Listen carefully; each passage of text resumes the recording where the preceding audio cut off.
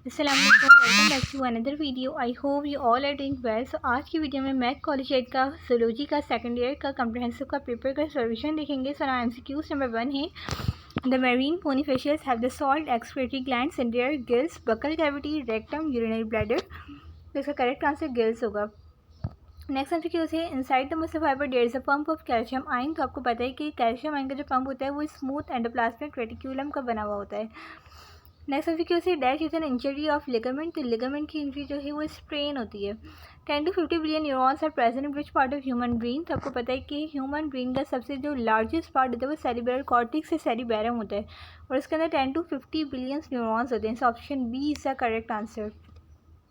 Next MCQ से how many taste buds are found in our tongue. तो 10,000 के करीब जो है टेस्ट बर्ड्स होते हैं जो कि हमारे टंग में होते हैं। नाउ नेक्स्ट एमसीक्यू से the neuroglia of the peripheral nervous system are called. तो पेरिफेरल नर्वस सिस्टम से शुवान सेल का ताल्लुक होता है जबकि सेंट्रल नर्वस सिस्टम से ऑलिगोडेंड्राइट का रिलेशन होता है। Now which is the correct pathway for nervous coordination. तो आपको पता है कि कभी भी हमें जब कोई भी स्टिमुलाई मिलता है तो उससे पहले रिसेप्टर डिटेक्ट करते हैं, देन सेंसरी न्यूरॉन्स जो होते हैं उस मैसेज को सेंट्रल नर्वस सिस्टम यानी हमारे ब्रेन तक लेके जाते हैं, देन फिर मोटर न्यूरॉन्स के जरिए इफेक्टर के थ्रू वो वापस आ जाता है मैसेज।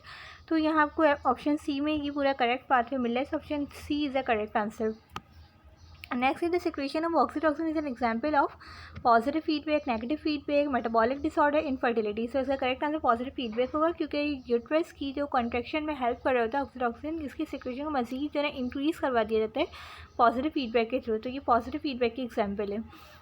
नेक्स्ट एमसीक्यू है कि it is secreted from the brain and it is involve in pain relief. तो पेन रिलीफर एंडोर्फिन होता है। ऑप्शन बी से करेक्ट आंसर।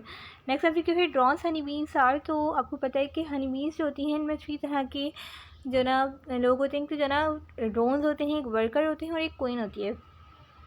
तो ड्रोन्स जो होते हैं वो हैप्लॉइड होते हैं और फर्टाइल मेल्स होते हैं। Option E is the correct answer. Next MCQ है gorillas and baboons live in. तो गोरिल्लास और बबून्स ट्रूप की सूरत यानी झुंड की फॉर्म में रहते हैं। Nature can blinking of eyes are the example of reflexes. Next MCQ है in dash animal use cognitive process practice और judgment to solve the problem. तो इनसाइट लर्निंग इसका करेक्ट आंसर होगा।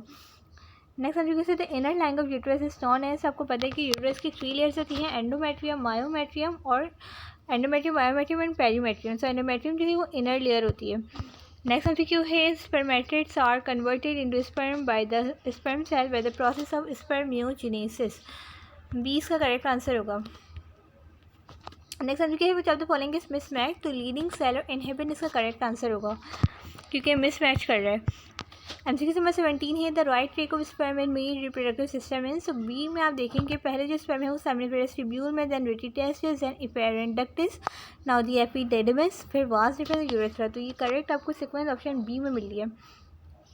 ऑप्शन बी इसका correct answer होगा, sorry ए नहीं B इसका correct answer होगा।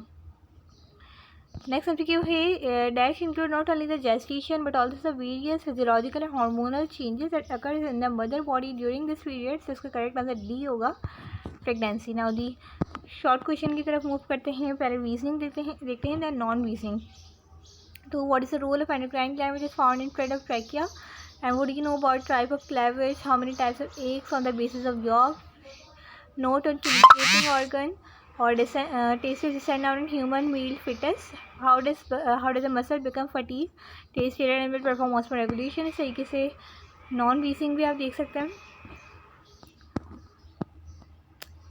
और इसके बाद लॉन्ग क्वेश्चन आपको दिख रहे हैं working of nephron, thermo regulation in human male, nerve impulse और डेवलपमेंट इन ह्यूमन टर्म्स जो कि सेकंड, फर्स्ट और थर्ड ट्राइमेस्टर का बताना था। और फिर स्केलेटल मसल उसका स्ट्रक्चर, इसकी कॉन्ट्रैक्शन का पूरा mechanism. So most repeated question जो डिफरेंट कॉलेजेस के पेपर में रिपीट हो रहे हैं तो वही हैं। सो आप इंशाल्लाह इनकी प्रैक्टिस कर लेंगे तो एग्ज़ाम आपका निकल जाएगा आराम से। ऐसे ही कॉलेजेस के पेपर की वीडियोज़ के सॉल्यूशन के लिए चैनल को सब्सक्राइब कीजिए और वीडियो को लाइक करना नहीं भूलिएगा। अल्लाह हाफिज़।